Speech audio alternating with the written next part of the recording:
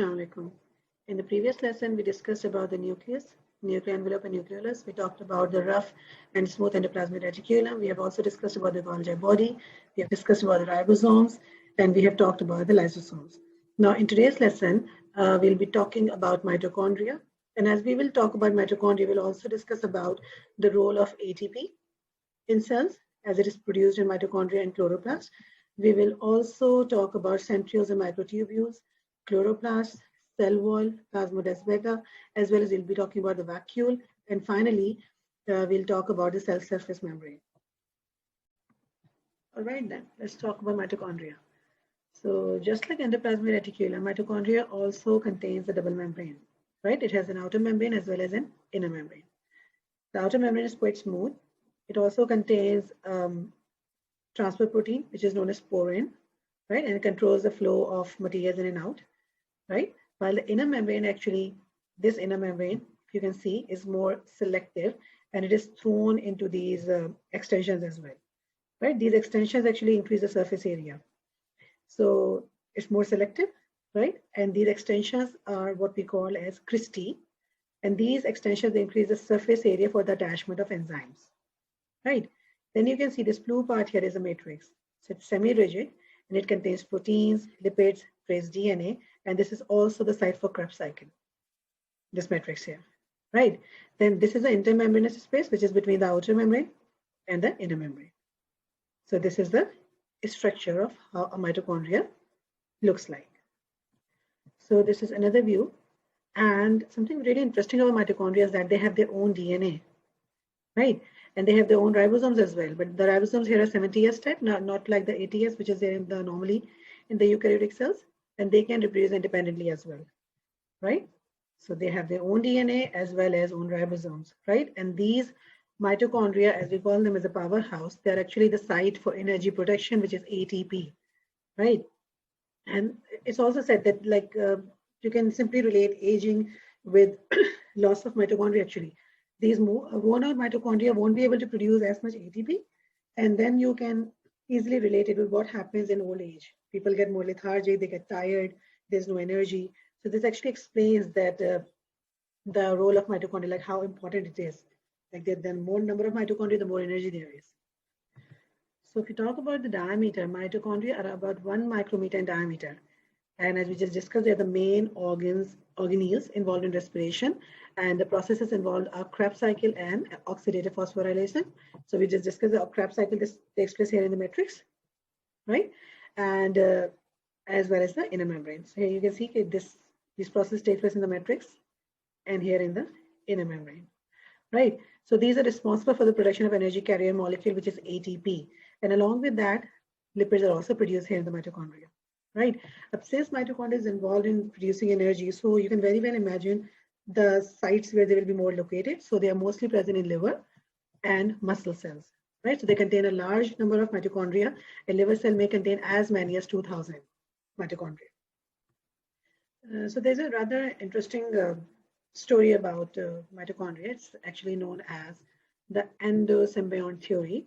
So in 1960s, it was discovered that there are two organisms, mitochondria and chloroplast, right? So they contain ribosomes as well as DNA, right? So they had these two, right? So it's said that they actually have evolved from, they were bacteria first, they were prokaryotes, and later on they developed to be mitochondrial chloroplast as they were actually eaten by the eukaryotic cells, and then they became part of those cells. So that's why the process is known as endosymbiosis. So endo means they were taken up by endocytosis, right? And symbiosis means like it's a relationship that both of them are actually beneficial for each other. Like mitochondria, if it is in the cells, it's producing ATP, right? As well as if chloroplast is there is a plant that is actually helping in the process of photosynthesis, right? And while at the same time they are living there in the eukaryotic cell. So this is a diagrammatic view of what this theory is all about. So this was a eukaryotic cell, right? And then there was this aerobic bacterium. So it was engulfed by this cell, right? And it later on became mitochondria. It had its own DNA. It had its own ribosome, 70S ribosome, right? So it was engulfed and taken in by endocytosis, right? And then it later on evolved into mitochondria, right? And the second event actually took place when the eukaryotic cell actually engulfed a photosynthetic bacterium, right? And then this actually evolved into chloroplast. So this explains why mitochondria and chloroplast both have their own DNA. They can replicate, and they have their own ribosomes as well. So this is something interesting known as the endo-symbiont theory. Okay, so let's talk a little bit about the structure of ATP. So ATP is known as the universal currency of energy, right? So ATP is actually a nucleotide, right? And it is formed from 3 components. The first here that you see is a nitrogenous base known as adenine, right? And then this is a pentose sugar, ribose, and then we have 3 phosphate groups, right? So right? So this phosphate group, it links with the ribose in a row. So you can see these phosphate groups, they are attached to this ribose, and they are attached in a row. And then the 2 terminal bonds among the phosphates, they act as high energy bonds. So you can see these bonds here.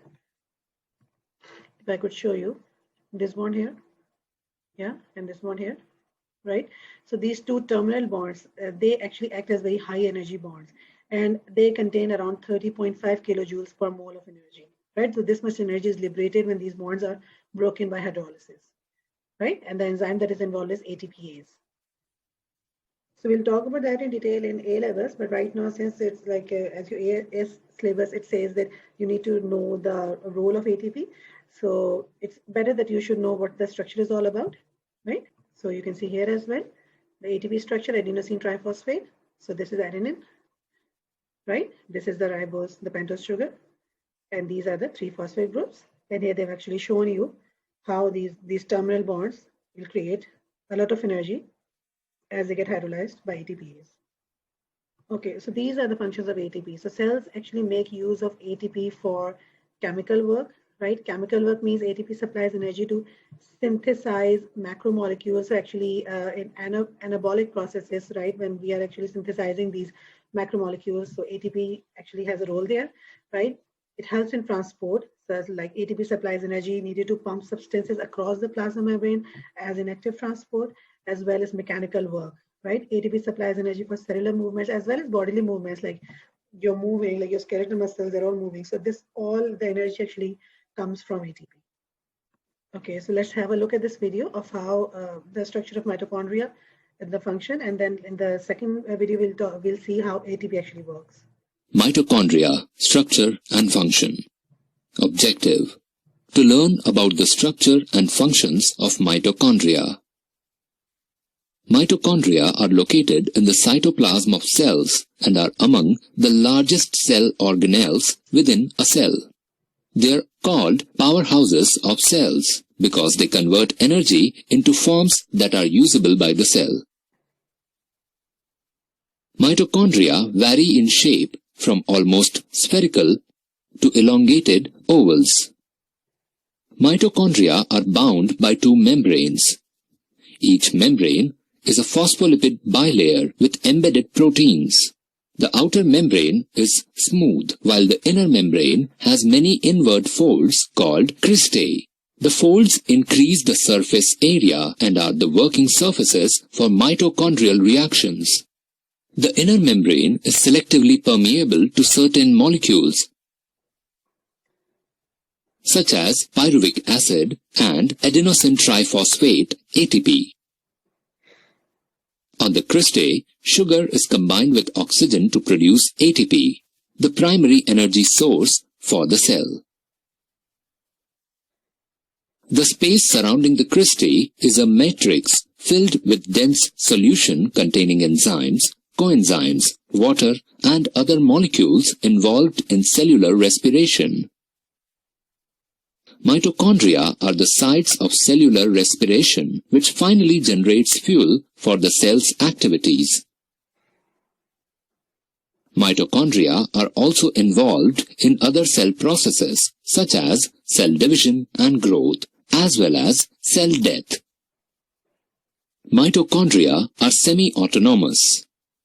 They are partially dependent on the cell to replicate and grow.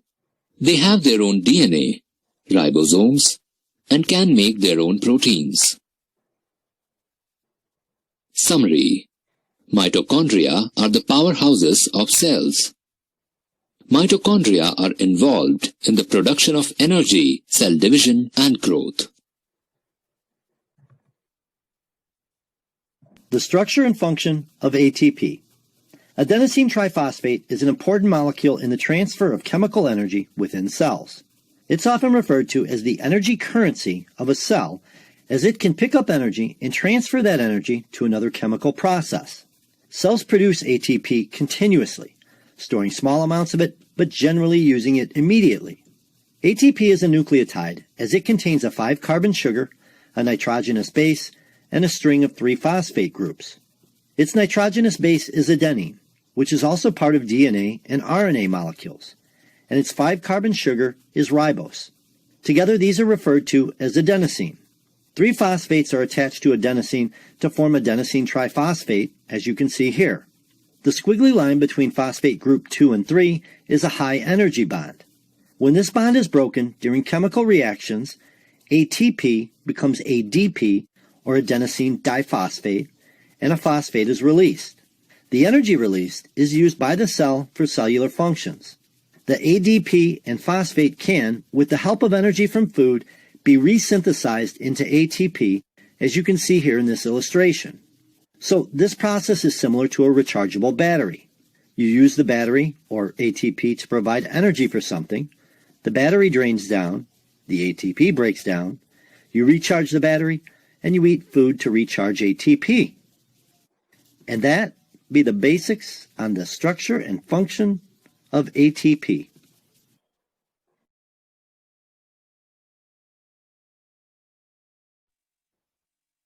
Okay, then let's talk about vacuoles.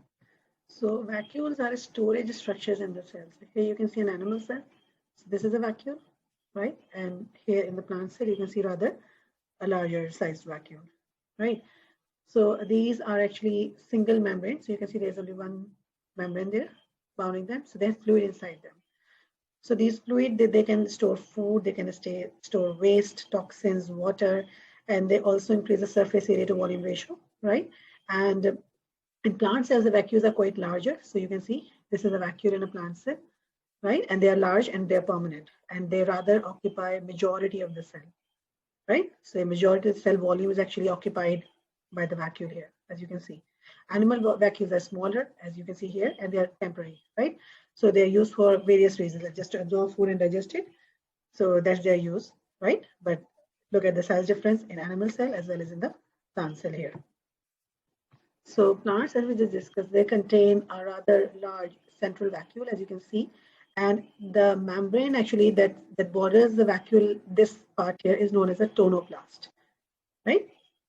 So this border is known as a tonoplast, and vacuole contains cell sap, and cell sap is actually a solution that contains mineral salts, oxygen, sugar, carbon dioxide, pigments, and enzymes. So, right, it contains all of this, and vacuoles actually what they do, they help to regulate the flow of water by osmosis into and out of the cell. So, for example, if the concentration of water is more here, water can go inside the cell, right? And if the water concentration is more in the vacuole as compared to the outside, so the water would flow out of the vacuole, and this would cause the cell to shrink as well, right? So this is what the function of a vacuole is.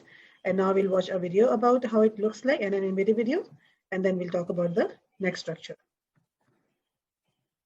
What does this city and an animal cell have in common? They both need to store water and other materials. Welcome to Moo Math and Science and Vacuoles. Vacuoles store water and waste and other materials in eukaryotic cells. Remember, eukaryotic cells are cells with membrane-bound organelles and a nucleus. Vacuoles are storage sacs in plants and animals and even produce, but they are not found in bacterial cells. In addition to storing water, vacuoles also store enzymes, waste, and even old damaged organelles. Let's take a look at the difference between a vacuole in a plant and an animal cell. On the left, you'll notice that the vacuole for the plant is very large. In fact, the vacuole may take up to 40 to 80% of the plant's cell's volume. Vacuoles are much smaller in animal cells, and there are multiple vacuoles. The vacuoles in plant help give the plant support. Watch in this video when the vacuole is filling up with water. The vacuole regulates the turgor pressure, which is the force within the cell that pushes the plasma membrane against the cell wall. Some single-cell protists have what is called a contractile vacuole, which opens and closes to regulate the amount of water inside the protist. So in summary, a vacuole is used for storage of water, waste, and other materials, and helps to regulate the amount of fluid inside a cell. If you'd like to know more about the cell's organelles, this playlist will help. And as always, thanks for watching. And Moo Math uploads a new math and science video every day. Please subscribe. All right, then let's talk about centrosome. So these are the structures here. These are microtubule organizing centers, right? So you can see here, they are located close to the nucleus, right? So here you can see this. This is a centrosome. This region here is a centrosome. Yeah. So they are the microtubule organizing center. So it's an area in the cell where the microtubules are produced, right? So we just saw it's placed near the nucleus in the cytoplasm, and these centrosomes are actually responsible for cell division.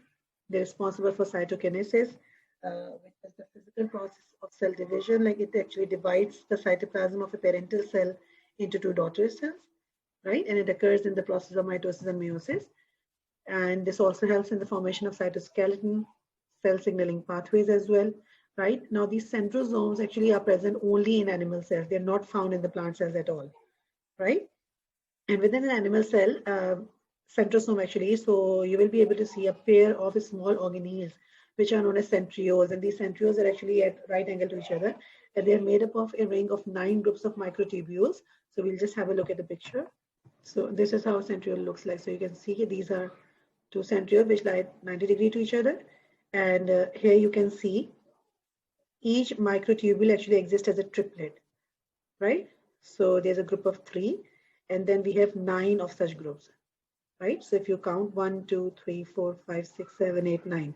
So each centriole has, right, a group of 9 microtubules here. So this is one centriole, this is another centriole. So here you can see another version. These are the 2 centrioles.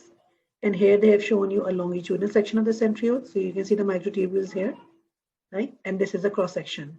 So you can see them arranged as hollows, right? So we were just discussing, yes, they are actually involved in cell division. And these higher plants, they produce microtubules, right? It's not that they do not produce it. They produce microtubules, but they do not have any centrioles, right? Okay, so this is their function during cell division. So during cell division, each of these centrioles, they replicate, right? They replicate and they travel to the opposite side of the cell, right? So now we have 2 pairs, right? And this is how they grow these spindle fibers. And along these spindle fibers, these chromosomes actually attach themselves, right? And this actually then, this whole process of cell division then can be a part of mitosis or meiosis, but this is how it actually helps during cell division. Okay, so these centrioles, they consist of 2 groups of 9 triplet microtubules. So you can see the existing pairs. So if you just look at this one, so this is a triplet here. This is one, another one, third, fourth one, the 5th, 6th, 7, 8, 9, and the same here, right? So they consist of 2 groups of 9 triple microtubules, and as we just said, they're found in animal cells. They're not present in vascular plants or fungi, right? Now let's talk about these microtubules. Now these microtubules are small cylindrical fibers. So this is a cross-sectional view, so we look at the longitudinal view as well. So these are small cylindrical fibers, right? And they have a variety of functions. Now microtubules actually, they are a part of a structure of flagella also, like, so they help in movement, right? And then they have a role in cell division as well. So these microtubules, they actually make up the cytoskeleton of the cell. So they give structure to the cell, right? They are about 25 nanometer in diameter. And these microtubules are actually made up of 2 alpha and beta tubulin, right? And these are actually combined to form dimers. So I'll just show you a picture here. So here you can see these microtubules exist as dimers. So one is alpha and the other is a beta tubulin, right? So they exist as dimers. So this is how they exist, right? And this is the diameter around 25 nanometer. This is how they exist. Their appearance in cross-section of a microtubule. The diameter is around 25 nanometer. Now these dimers, they join together and they join together to form protofilaments, right? So these actually around 13 protofilaments in a cylinder make a microtubule, right? So these dimers, they join to make a protofilament, and then 13 protofilaments in a cylinder make a microtubule. So have a look here. This is the dimer, like, and it will keep on joining. So you can see, so this here is actually a protofilament. If you just like they have shown you here. So if you just see it like this as a 3D version, so this one makes a protofilament, and we have 13 of such, right? So these dimers, they form 13 protofilaments around a hollow cone. So this will what will make a microtubule, right? So this gives it a helical structure. So here they have shown you again alpha tubulin and beta tubulin, right? And since these are two different tubulins, they are known as heterodimers, right? So keep on joining, and as they join, they form a protofilament, and a microtubule has 13 such protofilaments, right? So this is the helical structure of a microtubule. Now, when we talk about the cytoskeleton is actually used to provide support and movement of the cell, right? So this is how a microtubule helps. It gives a structure to the cell. Okay, so let's have a look at this video about centrosome, and the next video will be about microtubule. Centrosomes are structures that are found inside of cells. They are only found inside of eukaryotic cells. Centrosomes are comprised of two centrioles that are essentially just rings of microtubules. The purpose of the centrosome is to help organize microtubules, hollow tubes of protein, similar looking to microscopic hollow spaghetti, to be utilized during cell division. It also works to use the microtubules to create part of the cytoskeleton of the cell. This helps give the cell its structure. In a sense, the centrosome helps to stabilize the structure of the cell. While these might seem like simplistic tasks, they are extremely important and critical roles. The centrosome itself consists of two centrioles that are held perpendicular to one another. The centrioles are just a fancy way to name a specific arrangement of microtubules. They are held together in a set way, as stacks of 3 microtubules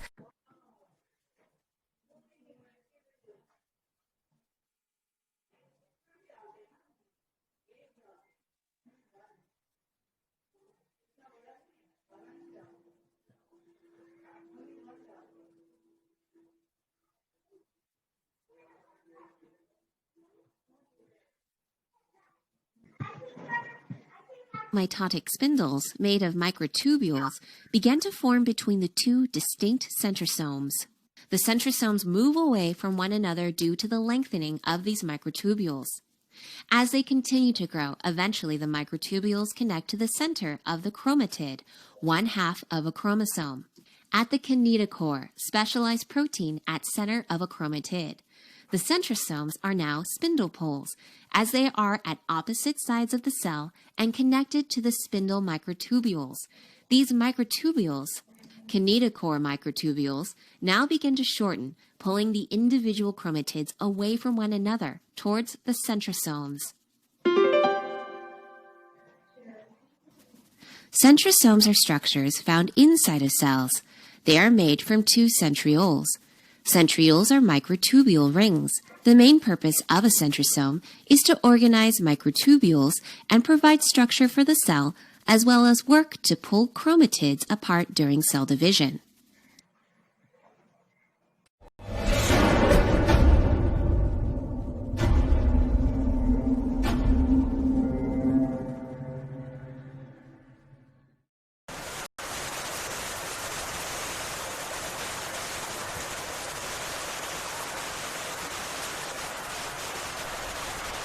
The cytoskeleton is a network of protein fibers that determines the shape of cells without cell walls, provides for the movement of cells, provides for the structural support and movement of organelles within the cell, and provides the framework for moving and separating chromosomes during cell division. The three types of protein fibers that make up the cytoskeleton are thick microtubules, thin microfilaments, and medium-sized intermediate filaments.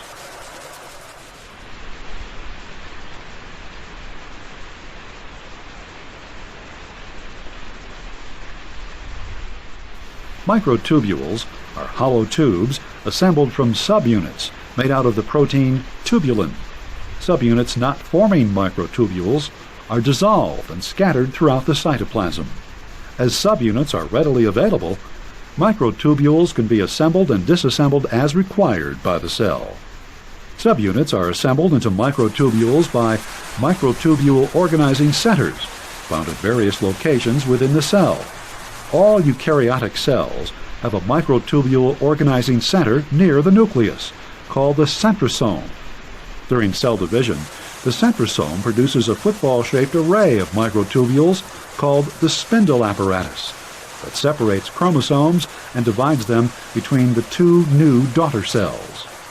In animal cells, a pair of organelles called centrioles are located by or in the centrosome. Centrioles are short, barrel-shaped rings with 9 microtubule triplets forming their outer edge. As a cell prepares to divide, the centrioles are duplicated, and one pair moves to each daughter cell. In cells that have structures called cilia and flagella, the centrioles multiply and move to the surface of the cell, where they become anchored just beneath the plasma membrane, forming basal bodies. 10 pairs of microtubules grow out of each basal body. One pair grows from the center of the basal body, while the other 9 pairs form the outer infrastructure of a cilia or flagellum. A gap the width of a microtubule exists between each of the outer microtubule pairs. Numerous motor proteins firmly attached to one pair of microtubules have legs that cross the gap and can walk on the adjacent microtubule pair. The force applied by the motor proteins causes the microtubules to bend. The synchronized movement of large columns of motor proteins attached to microtubule pairs trying to walk up or down adjacent pairs creates the rowing motion of cilia and the wave-like motion of flagellum. Cilia, Latin for eyelash, are short and numerous structures that extend from the cell membrane. Cilia move single-celled organisms such as paramecium through their environment with a rowing motion. Flagella, meaning whip in Latin, are usually considerably longer than cilia and fewer in number. Flagella move in a wave or whip-like motion. The sperm of most animals and algae rely on flagella for movement, as do a number of single-celled organisms such as euglenoids. Microtubules are also believed to be involved with the movement of organelles, such as vesicles, within the cytoplasm. One hypothesis holds that vesicles and other organelles have receptor proteins to which motor proteins attach and then walk an organelle to its destination via the network of microtubules that extends throughout the cytoplasm.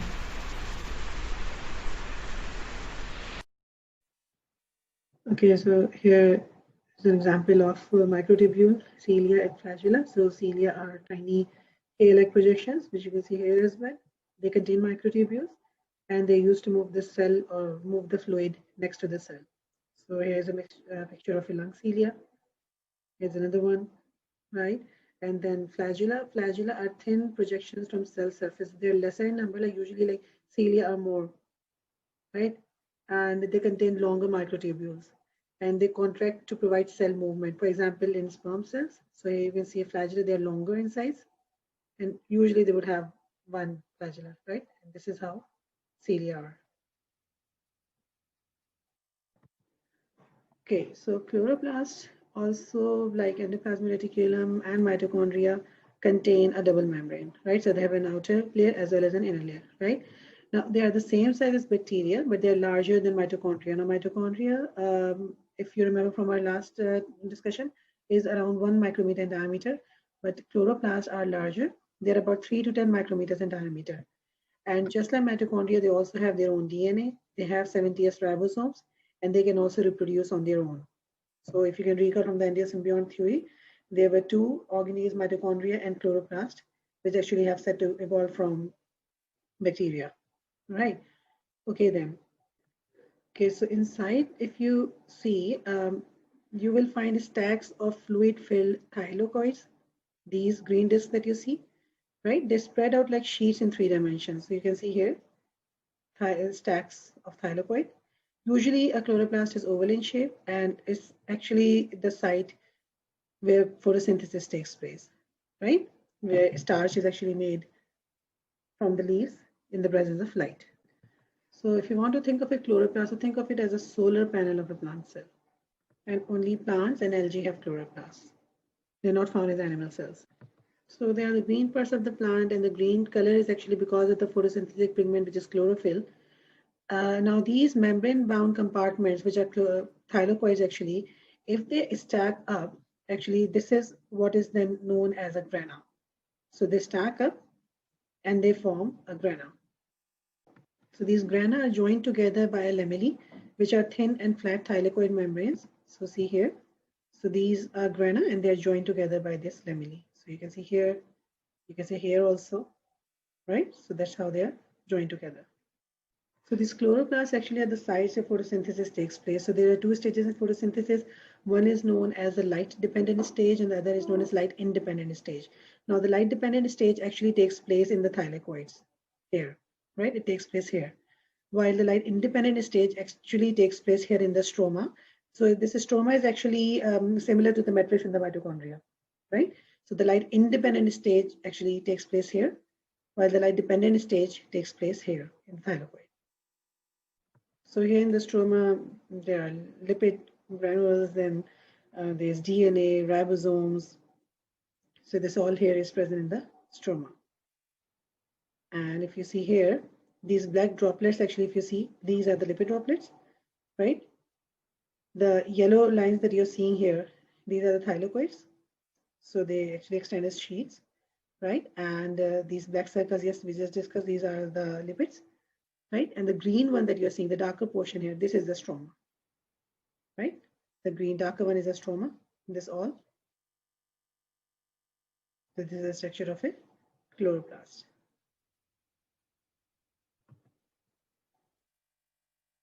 Chloroplast. Objective: to learn about the structure of chloroplast.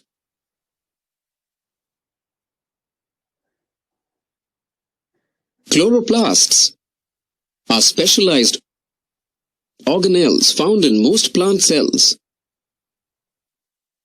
They contain a pigment known as chlorophyll. Chlorophyll is responsible for the plant's green color and ability to absorb energy from sunlight. This energy is used to convert water and atmospheric carbon dioxide into sugars that can be metabolized through the biochemical process of photosynthesis. Chloroplasts are distributed within the cytoplasm of plant cells. In some cells, they are concentrated around the nucleus or just beneath the cell wall. In higher plants, the chloroplasts are biconvex in shape, similar to that of a football. However, in some plants, chloroplasts will occasionally take on other shapes such as filamentous, spheroid, ovoid, or discoid. Chloroplasts measure 2 to 3 microns width and 5 to 10 microns in length.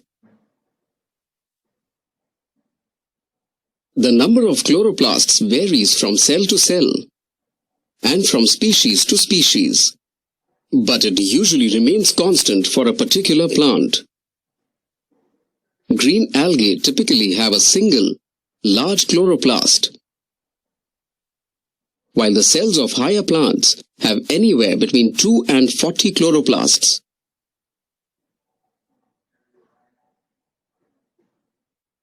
The chloroplast is enclosed in a double membrane, the inner and outer phospholipid, Between these two layers is the intermembrane space.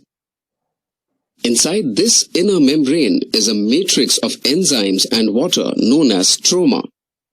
Inside the stroma, there are membranes folded into discs called thylakoids, which are arranged in stacks called grana. Two adjacent grana are joined to one another by lamellae called intergranal lamellae or stroma lamellae. On the surface of the thylakoids, molecules of green pigment called chlorophyll are present. Thylakoids are the sites not only of photosynthesis, but also the synthesis of ATP, otherwise known as adenosine triphosphate. The thylakoids also contain accessory pigments, enzymes, and electron transport systems.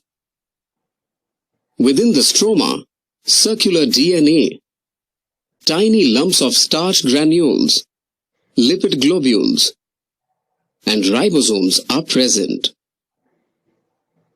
The chloroplast is involved in both stages of photosynthesis. The light reaction takes place in the thylakoid discs.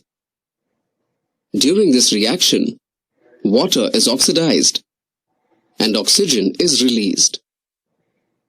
The dark reaction occurs outside of the thylakoids in the stroma.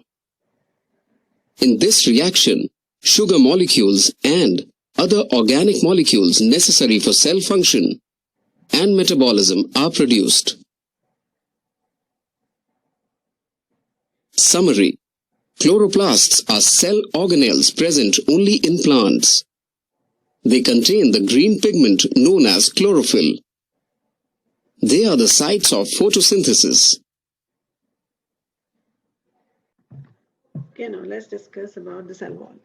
So cell wall is an extracellular component, right? It is not an organelle. It is an extracellular component. It is mostly secreted by the plants. Like it is secreted by all the plant cells. It is secreted by some fungi as well and some protists, right?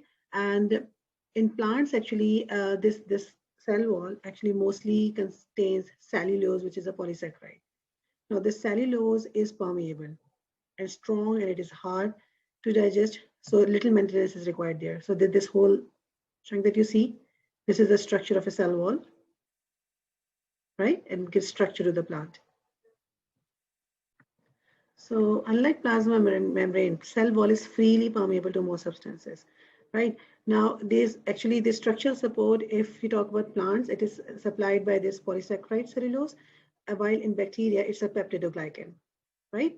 Now, through the cell walls, you can also see narrow threads of cytoplasm which are surrounded by cell membrane. Sorry, they are known as plasmodesmata as a singular, and in plural it is known as plasmodesma. So they connect the cytoplasm of the neighboring plant cells. So see here in this diagram. So through this, two adjoining cells are actually connected. So this narrow opening is known as a plasmodesma, right? So these are narrow strings of cytoplasm, right, which is surrounded by a cell membrane. So there's the structure. Now, a plant cell wall actually consists of layers. So there are 3 layers, right? So these layers actually, the first layer is known as the middle lamella. Yeah. The second one is a primary cell wall, and the third is a secondary cell wall. So these are 3 layers, right? So here you can see the first one, the middle lamella. Then comes the primary cell wall, right? So these layers actually, they consist of cellulose microtubules. They consist of hemicellulose, pectin, lignin, and soluble protein, right? So they all give stability to the cell wall. And the secondary cell wall is actually a thick layer which is formed inside the primary cell wall. So it is not found in all of the cell types, but it is usually there when the cell is fully grown. So see the secondary cell wall, you can see it's rather strong. So middle lamella, the primary cell wall, right, and the secondary cell wall. So look at another view. So this is the middle lamella, the first layer.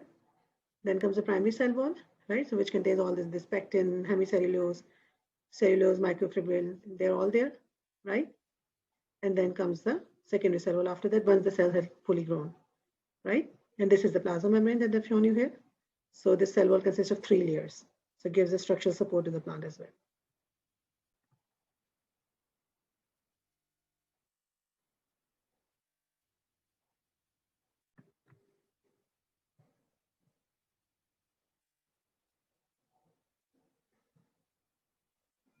All living things are composed of cells. They are the building blocks of all life. Cells come in many different shapes and have different functions. Plant and animal cells are different too. The main difference between plant and animal cells is that plant cells have a cell wall on the outer layer, whereas animal cells only have a cell membrane.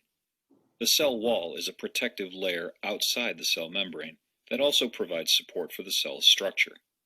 The cell wall gives the plant its actual shape. It acts as a gatekeeper because it determines what can come in and out of the cell in order to keep the cell protected. It is kind of like the outside bricks of a castle, only, as you will learn as you listen on, there are holes throughout this castle. Those holes do make the cell vulnerable, but they are important to the function of the cell. A redwood tree and a dandelion both have cell walls on the outside of all of their cells. The cell walls are there to give the plants their shape and support. However, the cell walls act and are constructed a little different to meet the needs of the particular plant. For instance, a 100-foot redwood tree needs a very strong and rigid plant cell wall so that it can grow to its great height and not fall over in the wind. On the other hand, a little yellow dandelion out in the field needs to have more plasticity so that it can bend, not break, as the wind blows through the field. Have you ever forgotten to water the flowers? They may not be able to talk, but they will let you know when they're thirsty as they begin to droop over. Their shape is still being maintained by the cell wall so that as soon as you water the plant, it can pick itself back up again. On the other hand, if you water too much, the cell wall also makes sure that the cell does not burst. It protects the cell from overexpansion. The cell wall protects the plant and cells from the many insects and pathogens that could harm the plant. But the cell wall still has its vulnerable areas. There are holes all over the cell wall called plasmodesmata. These are holes that allow for nutrients to enter the cell as well as waste to exit the cell. These small holes can cause the cell to lose water, and this is when the plant will start to droop. But as soon as the plant can get a drink, it will bounce right back up to its proper shape. Here is a list of the basic plant cell wall functions. Provide support and limited plasticity. Prevent loss of water. Protection from insects and pathogens. Filter. Prevent overexpansion caused by too much water. Keep the shape of the plant. Allow plants to grow to great heights. The plant cell wall is composed of cellulose.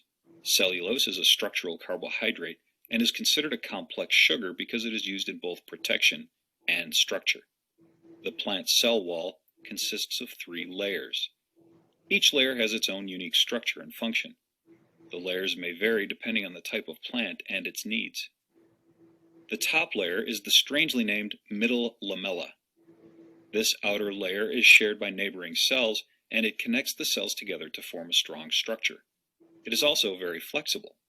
The middle lamella is rich in pectins, which help to strengthen the plant and give it the ability to resist compression. They also contain enzymes that help to break down the cell wall, allowing the plant to change its structure. This process is important when fruit is ripening. The primary wall is the next layer. It is composed of cellulose in the form of microfibrils. These cellulose microfibrils weave together with glycans, increasing the strength of the cellulose. Pectins can also be found in the primary cell wall. With all of this strength, you would think nothing could squish a dandelion. The third and final layer is the secondary wall. This layer is extremely rigid and provides compression strength. It helps stop the plant from getting squished. The secondary wall has a very similar composition as the primary wall, only it has more stuff in it. It contains lignin, which is very hard and has considerable strength. The secondary wall also protects the plant from invading bacteria or fungi. A plant cell wall is constructed around the outside of the cell to give plants a strong and protective outer layer. The cell wall can be divided into 3 layers, each of which is made for strength and protection. These layers and their compositions not only protect the cell, but allow for the cell to function. The three layers are the middle lamella, the primary wall, and the secondary wall. There are passageways for nutrients to enter and waste to leave. The plant cell wall is unique to plants and plays many vital roles to making plants what they are. So just to have another look, see, this is the middle lamella, right? And this is the plasmodesma. So through this, the cells are actually connected. So materials can be lost, they can come in as well, right?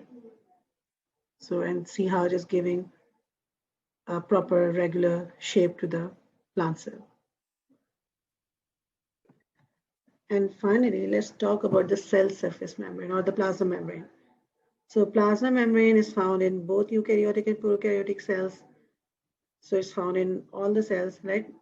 Like, unlike cell wall was only present in the plant cells, but all cells have an outer plasma membrane, right? So this membrane is selectively permeable, right? So this membrane actually forms a boundary between the cytoplasm, right, which is the inside of the cell, and the outside environment. So they actually form a boundary between these two. So the cell surface membrane consists of phospholipids and proteins. So it is known as a lipid bilayer, right? So it's a bilayer sheet of phospholipids, and these are actually important for a number of reasons. Now, one layer of the phospholipid had his hydrophilic, which is water-liking head pointing inwards, right? Which is actually interacting with the cytoplasm of the cell. Remember, we just discussed that these are actually, one part is actually here. It's a boundary with the cytoplasm here. And this is the extracellular environment.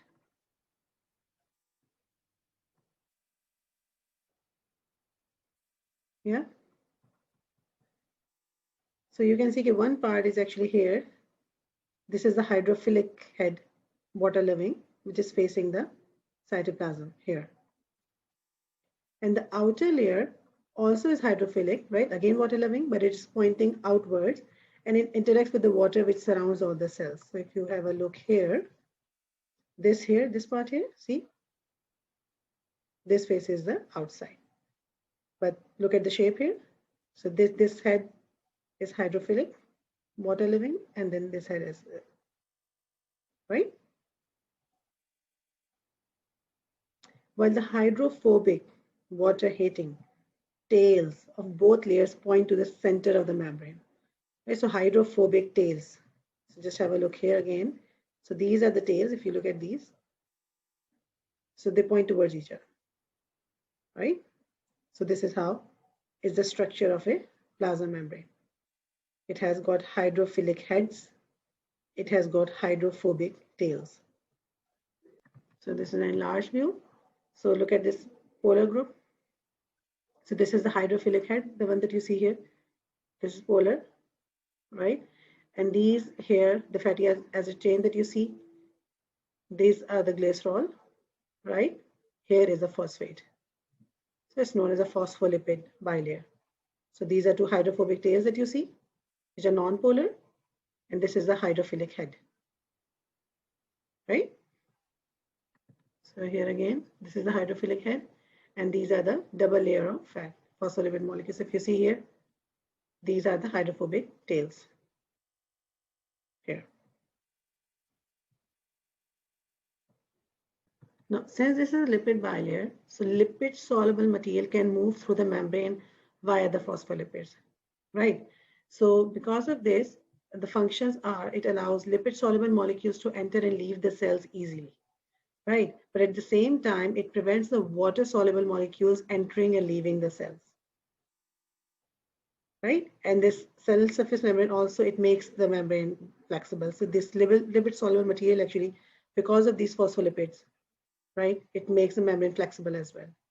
So it allows the lipid soluble molecules to enter and leave, but it prevents the water soluble molecules like glucose, right? So it actually prevents them from entering and leaving the cell. So now proteins within the cell surface membrane are actually randomly arranged, right? So they're embedded in actually two ways in the phospholipid bilayer. So we have got extrinsic proteins and we have got intrinsic proteins, right? So extrinsic proteins are actually on the surface, or they're only partly embedded in it. So if you look at the diagram here, so these are the extrinsic proteins, right? So they're only present on the surface. They do not pass through the entire thing, right? So they're here on the surface only, right? So they're partly embedded in it only. They give mechanical support to the cell, or rather they also act as cell receptors. So if any hormone comes in, so it gets attached to these proteins. Right? They act as cell receptors for molecules such as hormones. So these are the extrinsic proteins, these here, right? Now the intrinsic protein, they completely span the membrane and they actually act as carriers to transport water-soluble material across the membranes, right? Others can be enzymes as well. But if you look at the intrinsic proteins, so see how they would actually, they're transmembrane actually, right? So some are enzymes, right? And these are the intrinsic proteins, transmembrane proteins. They're also known as integral proteins. So these are the few functions of the cell surface membrane. The function of proteins in the cell surface membranes is to provide support. They act as carriers for water-soluble substances. They allow active transport across the membrane by forming ion channels for sodium and potassium. They are the recognition sites. They help cells adhere or stick together, and they act as receptors for hormones, right? So we'll talk about the cell surface membrane and its fluid mosaic model, inshallah, as we start chapter number 4 also. But for now, understand that plasma membrane is semi-permeable, right? It allows lipid-soluble molecules to enter and exit easily, while it prevents the water-soluble molecules to enter or leave the cell, right? Structure of the plasma membrane. The plasma membrane is the outer boundary of a cell. It is composed mainly of a double layer of phospholipid molecules that are held together by chemical attractions. These phospholipid molecules have a polar hydrophilic water-loving head and two nonpolar hydrophobic water-fearing tails. The membrane is formed as the heads face out and the tails face in, forming a bilayer that acts like a fence, as you can see here. The inner part of the cell, called the cytosol, is here, and the outside of the cell is here. Cholesterol is another molecule that is embedded in the plasma membrane, and it helps strengthen and stabilize the membrane. Glycolipids are lipids with carbohydrates attached to them, and they are found on the outer portion of the membrane, so they're exposed to the outside of the cell or the interstitial fluid that surrounds cells. They help maintain the stability of the membrane and aid in cell recognition.